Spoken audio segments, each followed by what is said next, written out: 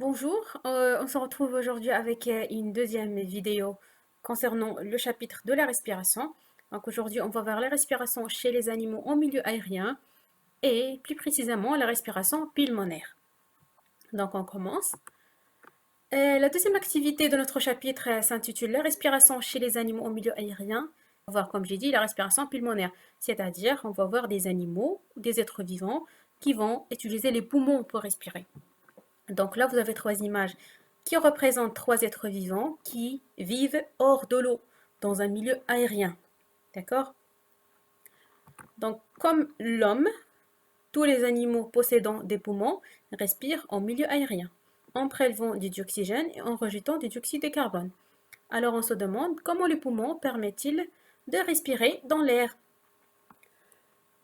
Donc, vous savez très bien que l'être humain utilise des poumons pour respirer. Il n'est pas le seul, il y a autres animaux qui ont des poumons. Et selon l'introduction, on comprend automatiquement que les poumons sont faits pour respirer dans l'air.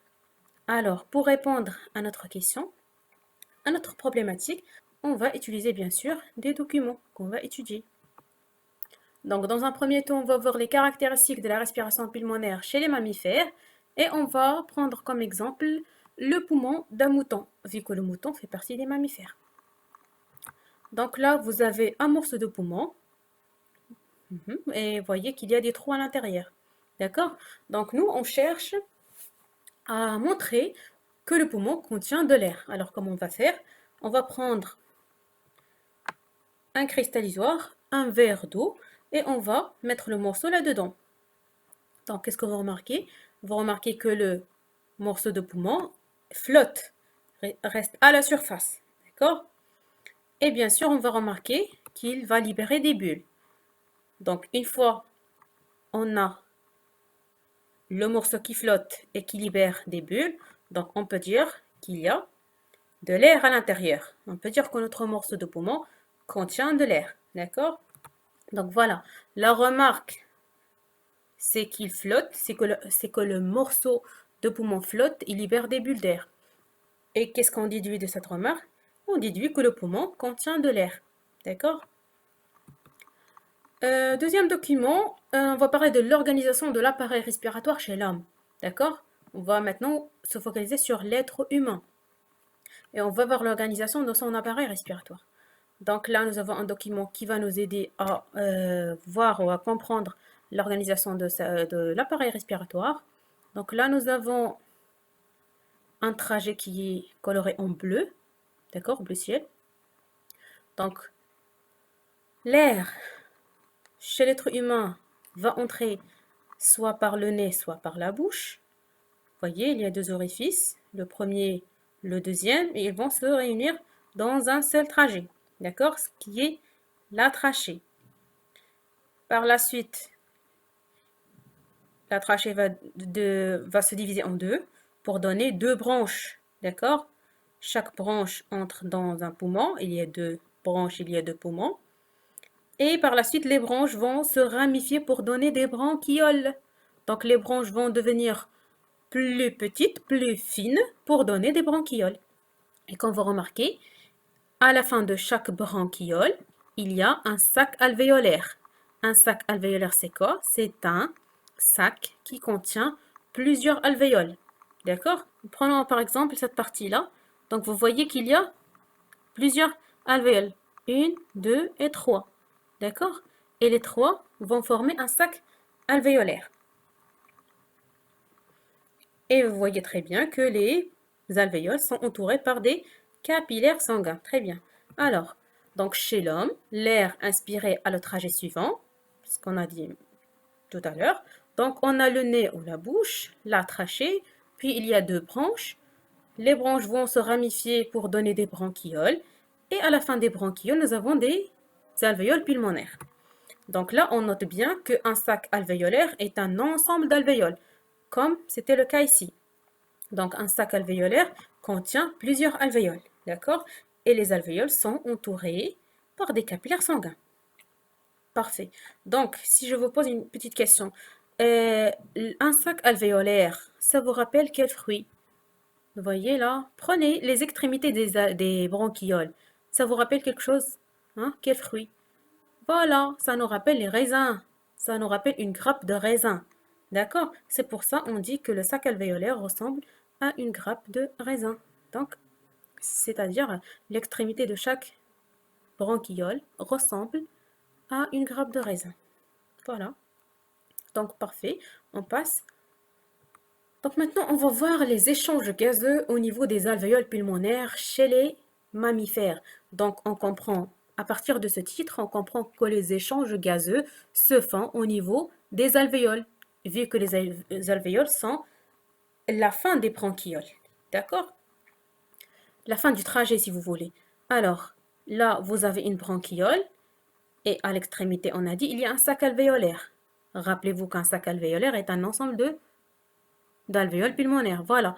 Donc là, on va les compter. 1, 2, 3, 4, 5, 6 et 7. Donc dans ce sac, nous avons 7 alvéoles pulmonaires. Donc nous, on va choisir une seule et on va l'étudier. Donc vous voyez qu'une seule alvéole pulmonaire. Là, vous avez la légende. Donc une seule alvéole pulmonaire est composée ou bien est entourée par un réseau de capillaires. Ce sont des capillaires sanguins, comme vous voyez. Donc là, qu'est-ce qu'on va faire? On va voir les échanges gazeux entre l'air et le sang. Donc voilà, on a dit que l'oxygène ou bien l'air qui entre va finir dans l'alvéole et l'alvéole est entourée par des réseaux de capillaires sanguins. Donc l'échange va se faire entre l'air et le sang. Comment? Donc imaginez qu'il y a l'oxygène qui va entrer, l'air qui va entrer, est riche en oxygène, d'accord? L'air qui entre est riche en oxygène. Une fois l'oxygène est au niveau de l'alvéole, il va passer dans le sang, d'accord? Il ne va pas rester toute sa vie dans l'alvéole, ça ne sert à rien du tout. Donc il va passer dans le sang. Pourquoi? Parce que c'est le sang qui peut atteindre toutes les parties de notre corps. Et toutes les parties de notre corps ont besoin d'oxygène. Donc c'est pour ça, l'oxygène va quitter l'alvéole pour passer dans le sang. Et le sang va sortir pour le donner aux organes. C'est pour ça, le sang qui sort est riche en oxygène et pauvre en dioxyde de carbone parce qu'il doit donner beaucoup d'oxygène aux organes. D'accord? Je reprends le trajet. Donc l'oxygène qui va entrer dans l'alvéole va passer dans le sang et le sang va le prendre pour le donner aux organes. Et les organes, une fois utilisent l'oxygène, ils vont rejeter le dioxyde de carbone. C'est pour ça le sang qui va entrer dans le capillaire qui entoure l'alvéole est riche en CO2 et pauvre en dioxygène. Pourquoi? Parce que les organes, une fois utilisent l'oxygène, ils vont rejeter le CO2. Parce que le CO2 pour les organes, c'est un déchet.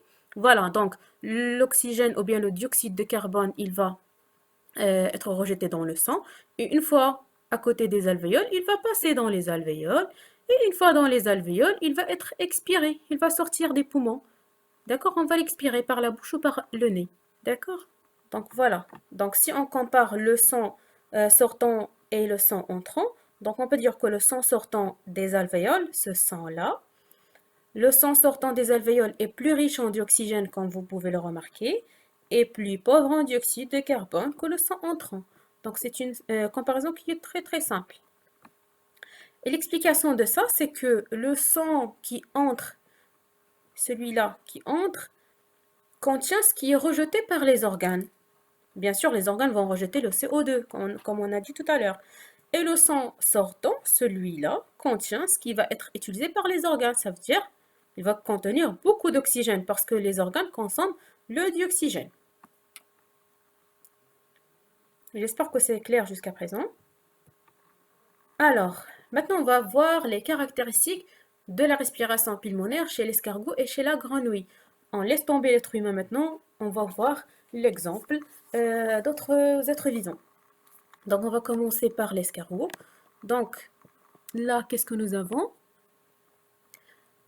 Nous avons un orifice respiratoire. Donc un orifice respiratoire, c'est un trou. Donc c'est comme le nez ou la bouche chez l'être humain. Donc vous voyez que l'orifice est en contact direct avec un poumon. C'est un petit sac, comme vous voyez, un seul poumon, qui est riche en vaisseaux sanguins. Il y a bien sûr le cœur. Pourquoi le cœur? Parce que c'est le cœur qui va faire circuler le sang dans tout le corps. Et le sang, qu'est-ce qu'il va contenir? Il va contenir l'oxygène. parce que tout le corps a besoin d'oxygène, bien évidemment, sinon pourquoi on respire? Donc je reprends. Donc le trajet pour l'escargot va être l'orifice respiratoire, le poumon et les vaisseaux sanguins. Et bien sûr, il va finir dans les organes. Donc voilà, vous avez ici une image réelle qui nous représente l'orifice respiratoire. La prochaine fois, si vous sortez, prenez gentiment un escargot et vous allez voir qu'il y a un orifice qui s'ouvre et qui se ferme. Lorsqu'il va s'ouvrir et se fermer régulièrement, on parle d'un mouvement respiratoire. D'accord? Et ça se fait tout le temps. Tout le temps, il va s'ouvrir et va se fermer parce qu'il a besoin d'air. Donc maintenant, on va voir les caractéristiques des poumons de la grenouille. Donc là, vous avez deux orifices. Nous avons les narines et la bouche. C'est comme l'être humain ici. Donc vous avez soit les narines, soit la bouche. Et ils sont en contact avec les poumons. D'accord? La grenouille a deux poumons. C'est pas comme l'escargot qui a juste un seul poumon. Donc là, vous avez une image réelle. Donc si on ouvre la grenouille, on va trouver deux poumons qui sont, comme vous voyez, presque transparents et fins. D'accord? Et là, nous avons un schéma de la paroi du poumon de la grenouille. Donc vous voyez que les poumons, bien la paroi des poumons est très riche en vaisseaux sanguins ou bien en capillaires sanguins. Donc, pour résumer l'escargot et la grenouille, on peut dire que le poumon de l'escargot et les poumons de la grenouille sont des organes en forme de sac, comme on a vu tout à l'heure. Chez l'escargot, il y avait un petit sac, un seul, et pour la grenouille, il y a deux sacs. Et la paroi de ces sacs est trop fine, comme vous voyez là, trop fine. D'accord? Et elle est très vascularisée. Lorsqu'on dit vascularisée, ça veut dire riche en capillaires sanguins. Donc on a vu que le poumon de l'escargot était riche en vaisseaux sanguins. Et la même chose pour les poumons de la grenouille. Il y a toujours des capillaires sanguins. D'accord? Donc on passe. Donc là, on va jeter un coup d'œil sur les trois documents sur lesquels on a travaillé dès le début. On a vu l'organisation du système respiratoire chez l'homme, chez l'escargot et chez la grenouille. Donc si vous concentrez un petit peu, vous allez trouver qu'il y a quelque chose qui se répète chez les trois, à part le poumon bien sûr. Qu'est-ce qui se répète? Alors bien sûr, capillaire sanguin, vaisseau sanguin, capillaire sanguin. Il y a toujours le sang, le sang, le sang. D'accord? Pourquoi à votre avis? Pas tout simplement parce que c'est le sang qui va prendre l'oxygène, il va le donner à toutes les parties du corps, vu que les poumons ne peuvent pas bouger de leur place. Donc je vous rappelle que les capillaires sanguins, ce sont juste des vaisseaux sanguins qui sont très fins. Une fois les vaisseaux sanguins deviennent très fins, on parle de capillaires sanguins. D'accord? Donc pour résumer, on peut dire que les poumons sont en forme de sac. Ils permettent la respiration au milieu aérien et ils ont une paroi très fine et très vascularisée. Je vous rappelle que vascularisé veut dire tout simplement qu'il est riche en vaisseaux sanguins ou en capillaires sanguins. Donc, pourquoi la paroi est fine? La paroi doit être fine pour permettre le passage des gaz respiratoires. Donc, si elle est rigide, l'oxygène va être piégé tout le temps dans les poumons et ça ne sert à rien du tout. Donc la paroi des poumons doit être fine pour laisser passer les gaz respiratoires. Les échanges gazeux se font entre l'air et le sang. Les vaisseaux sanguins ou les capillaires sanguins approvisionnent les organes en dioxygène et les débarrassent du CO2. D'accord? Donc là, nous avons un schéma qui résume ce qui se passe au niveau des poumons. Donc, une fois on inspire, l'air qui entre est riche en oxygène. Une fois l'oxygène au niveau des poumons, et prenons l'exemple de l'être humain, donc l'oxygène va finir dans les alvéoles. Une fois dans les alvéoles, il va passer dans le sang, vu que les alvéoles sont riches en capillaires sanguins. Donc l'oxygène va passer dans le sang. Le sang qui sort va être riche bien sûr en oxygène pour aller vers les organes. D'accord? Et une fois les organes utilisent l'oxygène, ils vont rejeter un sang qui est riche en CO2 et pauvre en oxygène. D'accord? Une fois le CO2 rejeté par les organes Et à ce niveau, il va passer dans les alvéoles pour être expiré. Et on va expirer un air qui est pauvre en oxygène et qui est riche en CO2. Donc voilà, c'était tout pour cette séance. J'espère que c'était clair. Sinon, vous me posez des questions dans les commentaires. Au revoir.